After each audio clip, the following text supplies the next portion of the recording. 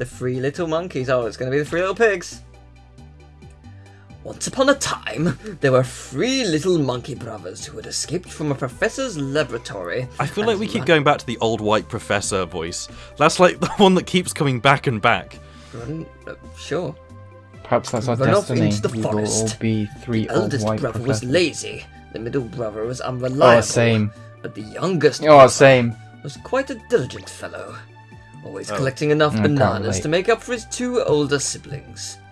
One day, when the youngest monkey was out collecting bananas, he noticed a monkey running around in a frenzy. When he asked the monkey what was the matter, it seemed that a giant Hikaru armed with a gotcha net was lurking in the area. I thought you said a giant like Ocado, and I thought you meant the Ocado man was here. Hearing that, the youngest brother ran home as fast as he could to warn his older brothers to the danger. After sharing the news with his brothers, the three of them began constructing houses to protect themselves from the terrible Hikaru. We are the eldest monster. brother quickly gathered up some straw and slapped together a house on the spot. The middle brother built a house with wood, and the youngest brother found some bricks and laboured hard to build a sturdy house. A few days later, the dreaded Hikaru reached the homes of these three brothers. The first house of straw could not even stand up to Hikaru's body slam attack, so this brother ran to the next brother's house. However, the wooden house was vulnerable to Hikaru's stun club, and so the two brothers had to scramble to the youngest brother's house of brick. Unfortunately, the brick house was still under construction. All three were captured together. That was good. Jack and the banana stalk. Enjoy. Once upon a time, in the far outskirts of a human town, was a poor monkey village. The monkeys who lived there resisted total poverty. They only had one banana each day. One day, the monkey finally ran out of bananas and left the town to try and sell their very last price of pants so that they could buy food. The monkey named Jack was chosen to go to town and load every prosperity pants on his car and set out. On the way, he met a lone professor.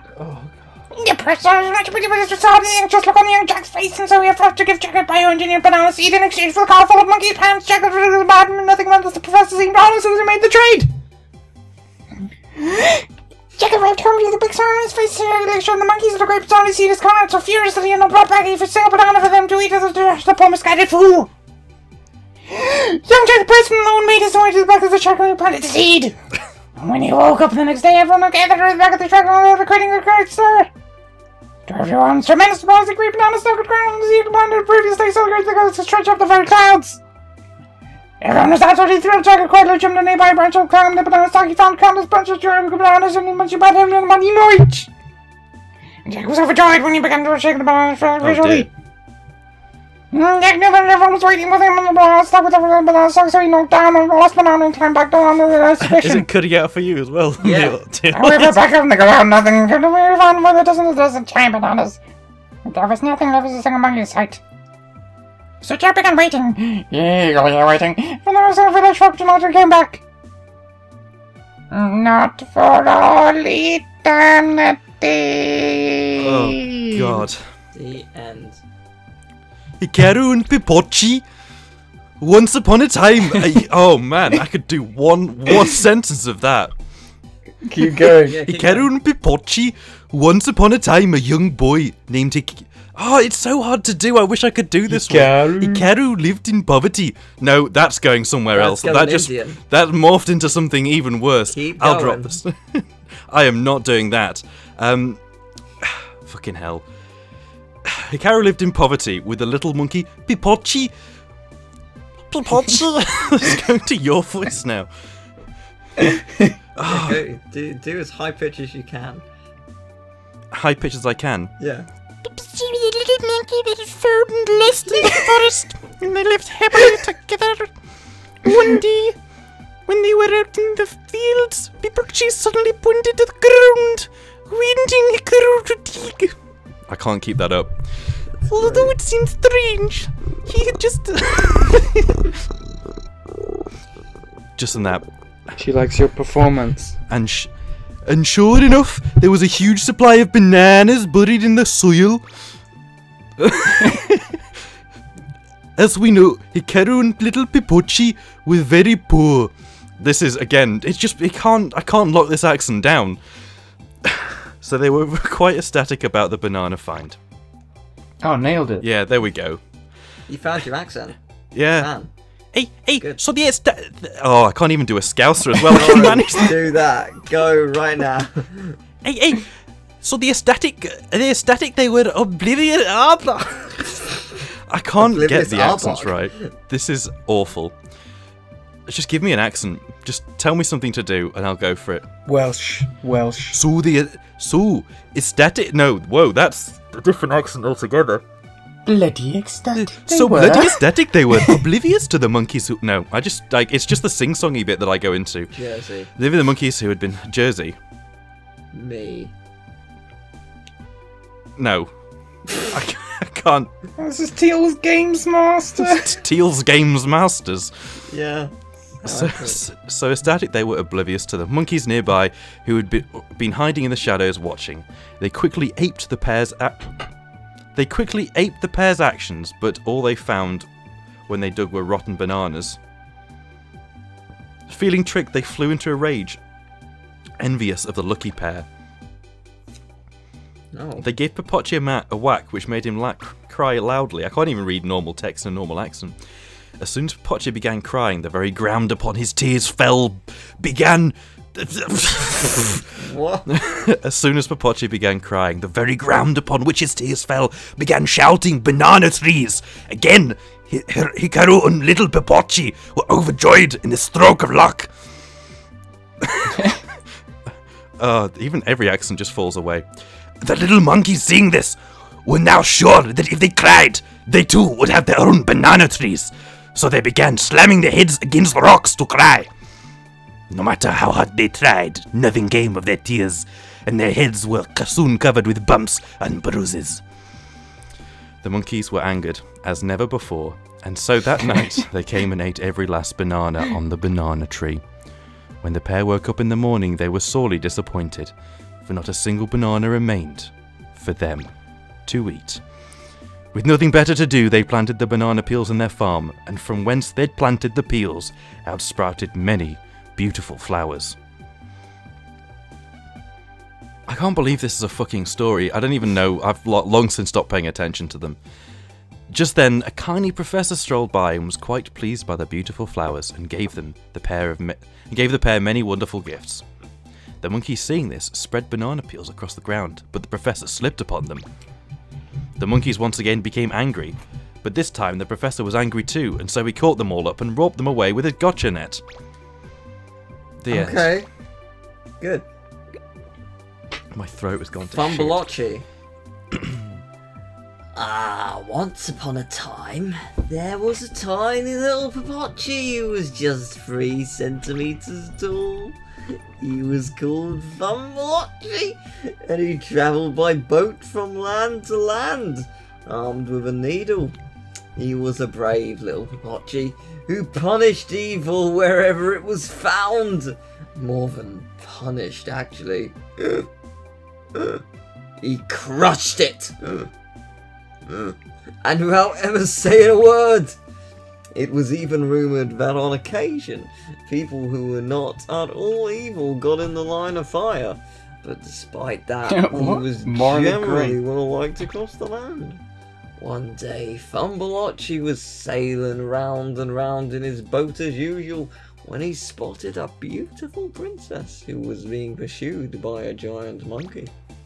Within seconds, Fumbleocchi, without uttering a word, moored his boat. He may have been small, but his reputation was well deserved. As soon as the princess saw Fumbleocchi coming off of the boat, she pleaded to him for help. The giant monkey, disgusted by the popularity of such a puny fellow, attempted to crush the tiny thing with a stamp of his foot. But the daring Fumbleocchi would have none of it. He deftly dodged the attack, and then proceeded to climb right up the monkey's leg. Fumbleocchi dived into the monkey's pants and poked and poked. Poked at the front and poked at the back. The giant monkey was in agony and threw off his pants and ran away as fast as he could. Have you ever been so angry that you've just taken off your pants and ran away? He's now missing approximately 1/3 of his penis. The princess, now safe from harm, searched inside the giant monkey's pants and found a horrifying smell, but also Fumbleocci, along with a giant great treasure. A foreskin. A wish-granting monkey helmet. When the princess shook the monkey helmet, little Fumbleocci grew and grew and grew. When the princess saw the brave Fumbleocci in full size, she now knew what had made him so strong. For Fumbleocci was in fact a Pipomech. And so Fumbleocci picked the princess up and put her on top of his head, and they set off to defeat evil in unknown lands. Yeah. Okay. That was good. Only 3 to go. Jesus. Emil, it's your last one, unless you want to do another one as well. Okay. But yeah, that's it. Hello everybody, Dynamite. A long time ago there lived an old professor who was a tireless inventor, always hoping to discover something that would become his big break. But for some reason, he never quite succeeded. One day he was in town on some errands when he noticed a poster that attracted a great crowd. The professor stuck out to the poster which read, "Make me a pair of monkey pants unlike any other, and you shall be rewarded handsomely." This turned out to be a message from the King's Spectre, who wished for a rare pair of monkey pants to put on his head. The professor saw this as a golden opportunity, rushed home to begin preparations. The professor had a poor eye for fashion, so instead concentrated on originality. He decided that he would create a unique pair of monkey pants that would be visible only to monkeys.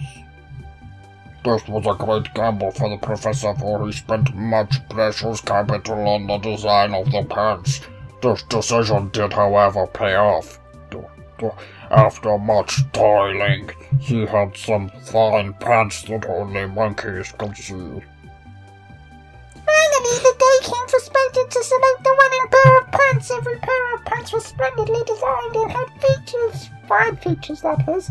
To be honest, the professor was quite worried. However, the moment Spectre set eyes on the professor's pants, he fell immediately in love with his undergarments and told the professor he had won. Spectre, very pleased that you had acquired a splendid new pair of pants, gave the professor the promised handsome reward. It was a chest packed full of bright and shining gold. Unfortunately, this was gold that was only visible to monkeys. And so the professor returned to life as a humble inventor, just as poor as ever. Oh wow, that was quick. Thank you, Emil. All I'm trying to think of David, an accent to do. Oh god. Your final one, the giant banana store. You must recite this one as young Picard. Our story takes place on a hot summer's day in a monkey village. This village had thus far survived by selling the milk from its cows, but the cows had recently ceased to produce milk. After much debate, the monkeys decided that they had no choice but to sell the cows. A monkey named Dax. A monkey named Jack, who was charged with the task of herding the cows to town to sell them, and on his way he happened upon a professor. The old professor gave a smooth talk about a newly discovered bean, and Jack was quite taken in. Wait, what? We've done Jack and the Banana Store. Oh god. Did 2 different people accidentally adapt I think the so, same? yeah. Check if the other one was the giant banana stalk as well. God. Let me just get back into character. Now.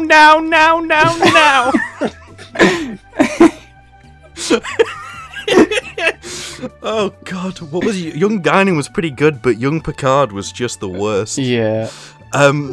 Before he knew it, he was without one cow and left with only a single bean in his hand. When he returned, his starving friends gave him quite a telling off. As he was hit and kicked, the mysterious bean slipped from his grip and landed in the garden. I feel like I've slipped too far with this now. The next day... You have become young I've Picard. become young Picard.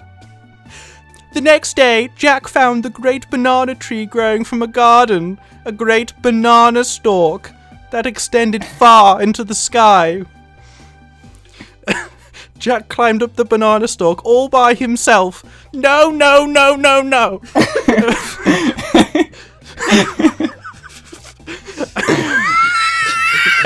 The star of the show has been young Picard.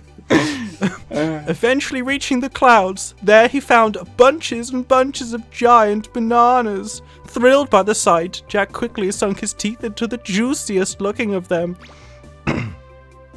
Jack, who was exhausted from both starvation and the scorching summer weather, forgot about the passage of time, quite lost in endless feats of giant aromatic bananas. When Jack finally finished every last banana, he went back down to the banana stalk, in rather depleted spirits. He reached the ground and returned his home. But when he announced his arrival, there was no reply.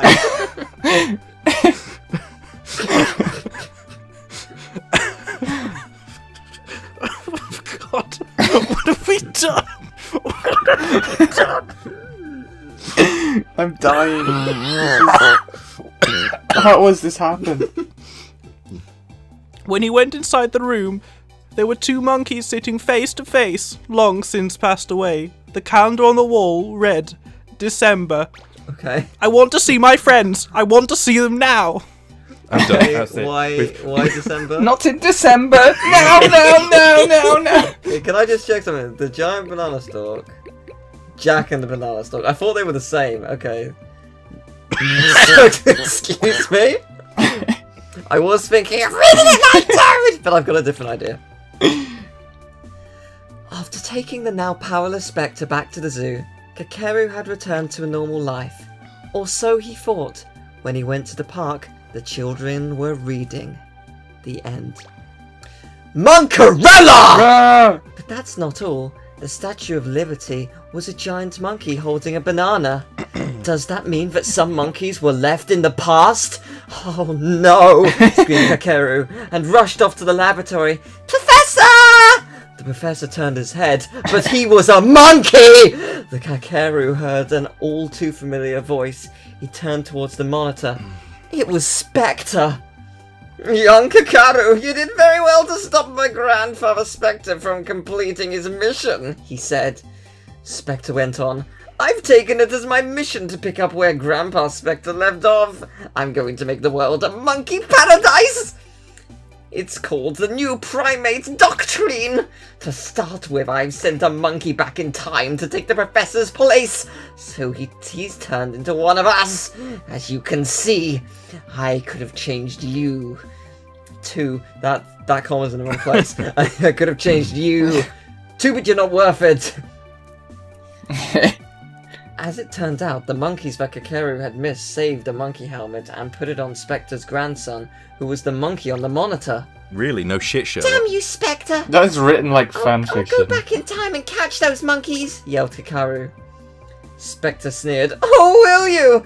With what army? You haven't a time machine, a single gotcha gadget, and even a professor to help you! I'm going to keep sending monkeys back in time, so don't be surprised if your surroundings gradually become slightly primitive. Oh, and don't worry, I'll never change you. You'll have the pleasure of the torment of being the last human alive! Spectre's plan seemed infallible. Ta-ta, Kakeru. I'll be going back to the future now. Have fun struggling hopelessly here in the miserable present. Sorry, kid. And as Spectre Jr. was gone in a white flash. Damn it! I can't let this happen. There must be something I can do here in the present. Kakeru thought long and hard. That's it! I don't have a time machine, but but the present leads to the future. Kakeru thought to himself, I just need to live for 5,000 years and I'll catch up with Spectre Jr. Problem solved. Get fucked, mate. The monkeys that put the monkey helmet on Spectre Jr. must be here somewhere here in the present. If I catch all the monkeys in this world, then I can prevent this. I can start with the Statue of Liberty. The monkeys responsible for that must be around here somewhere. I'll catch every last one of them. And so Kakeru set out to catch the monkeys. One day he was just about to catch an old greying monkey when that despicable Spectre Jr. turned up again. Well, Kakeru, you've suddenly come much further than I expected you would. Now, I don't know how you got hold of that gotcha net, but it won't matter anymore. For now, I'm turning you into a monkey. Darn you. Oh, darn you. Stop this. You nonsense, said an aging voice. Don't use the Who word goes nonsense. there? Who dares to oppose me? Barked a confused Spectre Jr. Then Kakeru noticed who the greying monkey was. It's old Spectre. Spectre Jr. explains, I'm the one who made Kakeru's new... Oh wait, no, sorry. It's old Spectre. I'm an idiot. Senior. I'm the one who made Kakeru's old gotcha net new gotcha. I can't read anymore. Spectre Senior goes on, monkeys should live in harmony with humans. I realized this when I was sent back to the amusement park. There were so many people there who were worried about my safety. There must be people who feel the same way about you, a little grandson. And hearing that, the white monkey returned to the future, because the future is where he belonged. Because that is where people cared about him. The end. That was actually quite a well-written story. It That had a is good grasp lovely. on paradoxes, and it showed, like, Kakeru wasn't an idiot. Yeah, that was nice. And finally, escape the ape in you! Oh no, copyright strike. I'm looking forward to this. Thank you for all your warm support, because without it, I wouldn't be here on this stage singing.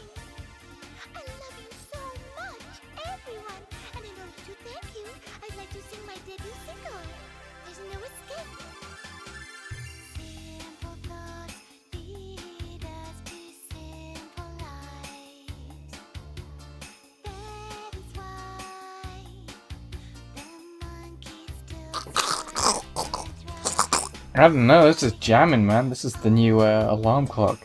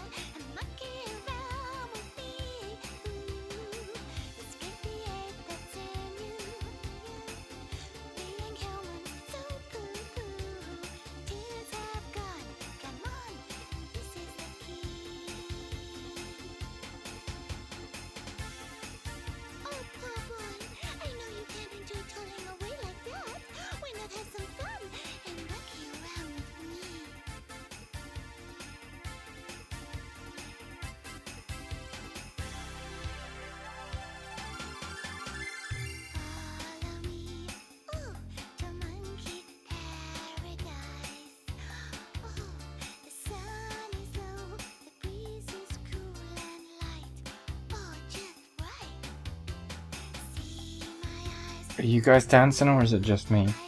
Yeah, I absolutely am.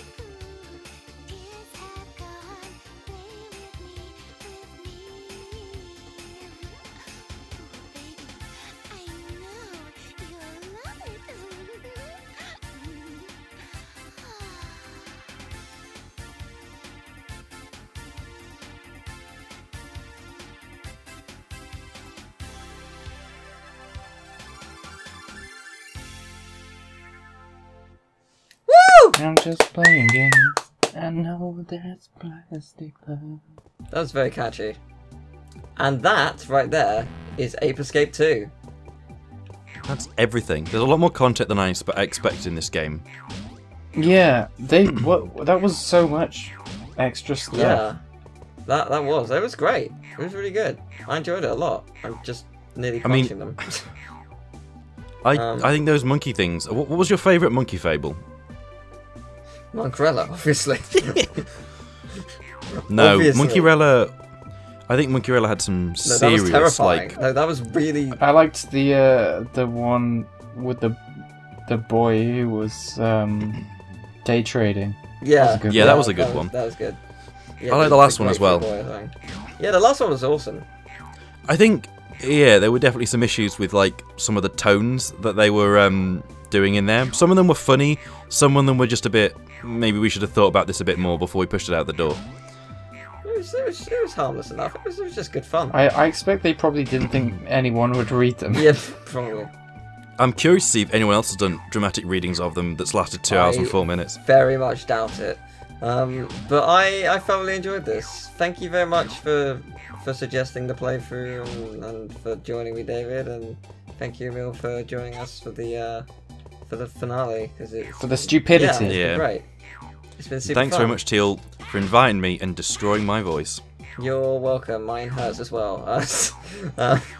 What can I say except... You're welcome. That. No, okay, fine. It's a callback to episode like 2, yeah. Yeah, this whole episode was a callback to an episode of a show which you haven't seen before, and I wonder how many people in the comments below have seen. Shout out to young Picard. No. I think we need to show you what it's like after this is over. Yeah. Alright, we'll leave it here. Thanks everyone. Thanks for watching. See you next time. Back to Crash Bash. Yeah, bye. Oh yeah. Oh, yeah.